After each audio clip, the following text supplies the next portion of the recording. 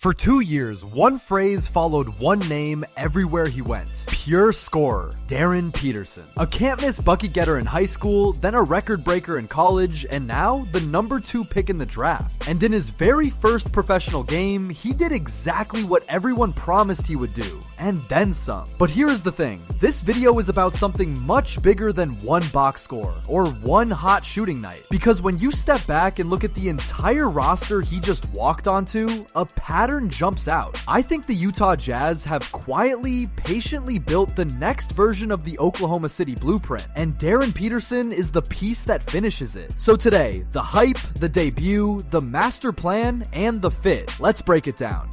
Here is the plan. First, the hype, what Peterson was billed as coming out of Kansas. Then the debut, and how it compares to his college scoring. Then the bigger idea, the way Utah is copying Oklahoma City's blueprint. And finally, the fit, the holes he fills and the strengths he plugs into. The numbers are verified. The blueprint comparison is my read. This is Game is Culture.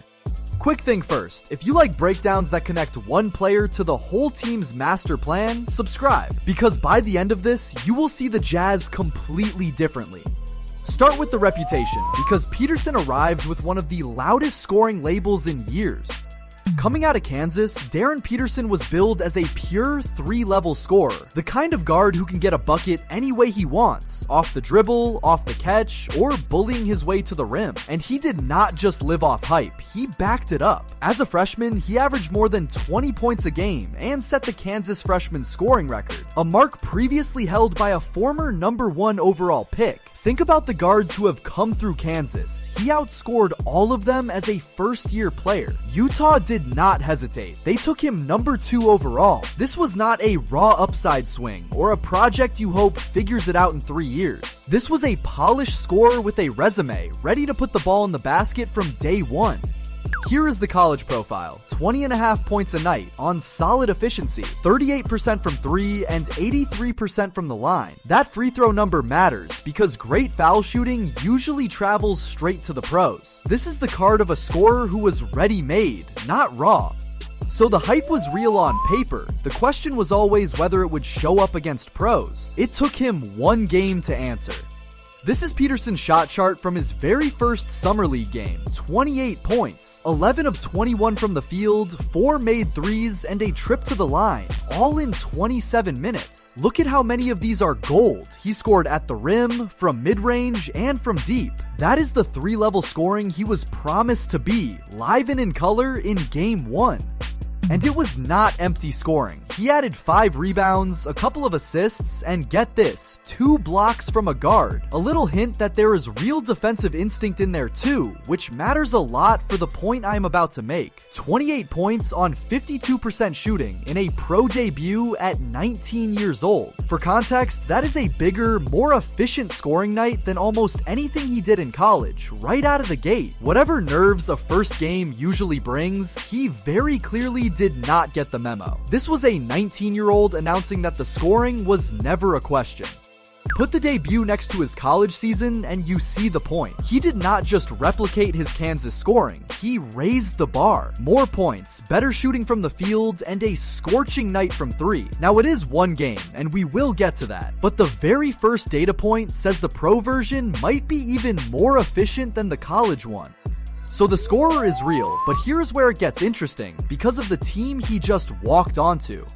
This is my read, so hear me out. Utah is not just collecting talent. They are running the Oklahoma City blueprint, the model that turned the Thunder into a 60-win machine and the envy of the league. And that formula is simple to name, but brutally hard to actually build. You need a young, ascending core on cheap contracts. You need elite length and rim protection so your defense travels. You need a mountain of draft picks so you get more swings than anyone else. And then you need one alpha scorer, a real number 1, to tie the whole thing together in the fourth quarter. Miss any one of those and you are just another lottery team. Here's the thing, Utah already had 3 of those 4 boxes checked before draft night even started.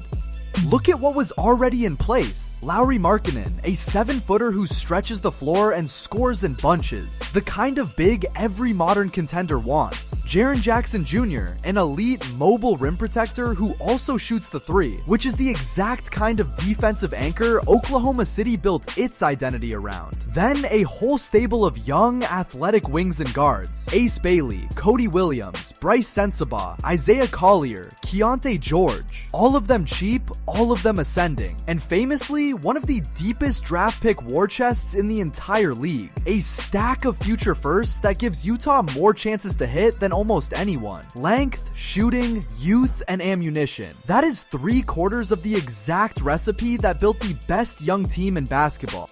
So if they had all that, what were they missing? The one thing that is hardest to find. A lead guard who can create and score on his own. Utah had good young guards, useful pieces, connectors, role players, but not a true number one. Not the guy you hand the ball to when the shot clock is dying and everyone in the building, including the defense, knows he is shooting anyway. And he scores regardless. That is the engine every great young team is built around. Oklahoma City had theirs, an MVP level guard who bends the whole game around him. Utah, for all its length and depth and picks, simply did not have that. And here's why that hole is so dangerous. You can draft wings, you can stack picks, you can develop role players, but a genuine self-creating alpha scorer is the single rarest and most expensive thing in the entire sport. And it is the one hole you usually cannot just patch. It is the piece teams chase for a decade and never find.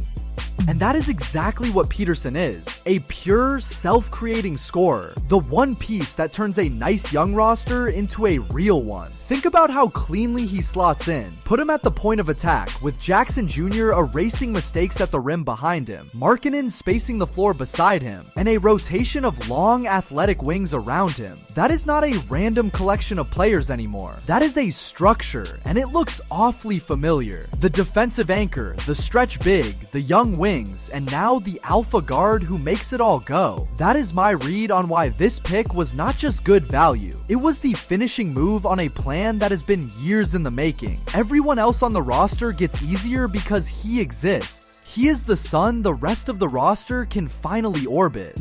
Now, let me pump the brakes, because one big game does not make a franchise. And there are real questions here.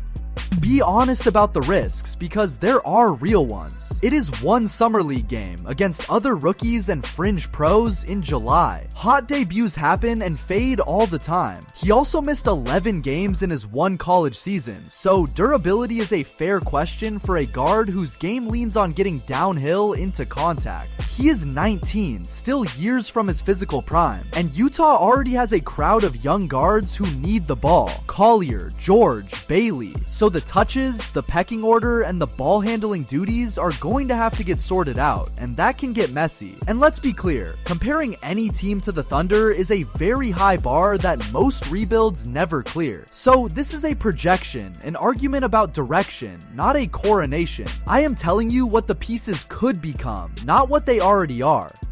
So is Peterson really the last piece?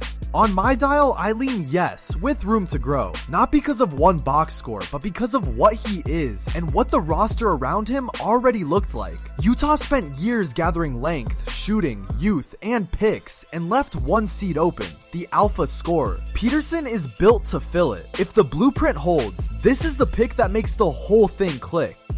So here is where I land. The hype called Peterson a pure scorer, and his first pro game screamed that the hype was right, loudly. But the real story, the one most people will miss while they clip the highlights, is the team he landed on. Utah has spent years quietly copying the smartest rebuild in basketball, gathering length, shooting, youth, and an army of draft picks, and being patient while everyone called them boring. And then they added the one ingredient that recipe demands most. The ingredient you cannot fake or develop or stumble into. A young alpha with a bucket. That is how you actually build the next great team. Not with one splashy free agent or one lucky season, but with a blueprint executed patiently, and then the final piece dropped in to make the whole thing come alive. If it works, this is the summer people point back to.